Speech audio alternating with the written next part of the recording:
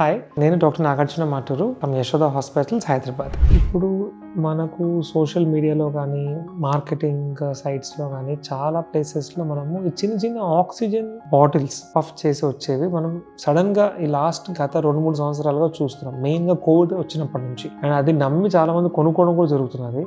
కానీ మెడికల్గా అవి కరెక్ట్ పద్ధతి కాదు అని మనం అంటాం. నిజంగా ఎవరికైనా లంగ్స్ ప్రాబ్లం వచ్చి ఆక్సిజన్ తగ్గి ఆక్సిజన్ అవసరం ఉంటే ఇలాంటి పఫ్స్ బాటిల్స్ తీసుకోకూడదండి. సో మెడికల్గా మనం మెయిన్గా 2 రకాలు చెప్తాం ఆక్సిజన్ మనం ఇవ్వగలిగేది.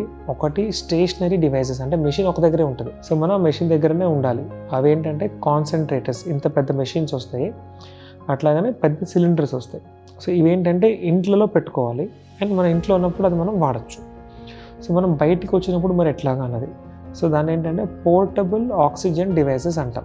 సో మన దేశంలో కూడాను పోర్టబుల్ కాన్సన్ట్రేటర్స్ అని అవైలబుల్ ఉన్నాయి. అవి మన హ్యాండ్ బ్యాగ్ లాగా ఉంటాయి, చిన్నవి, బ్యాటరీతో పనిచేస్తాయి. మనం ఛార్జ్ చేసుకోవాలి.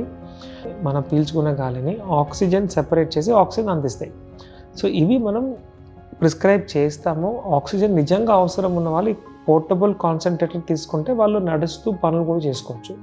అట్లాగనే కొన్ని కంట్రీస్లో చిన్న చిన్న పోర్టబుల్ సిలిండర్స్ కూడా వస్తాయి. అవి ఈ సెంట్ బాటిల్స్ లాగా కాదు, సిలిండర్స్.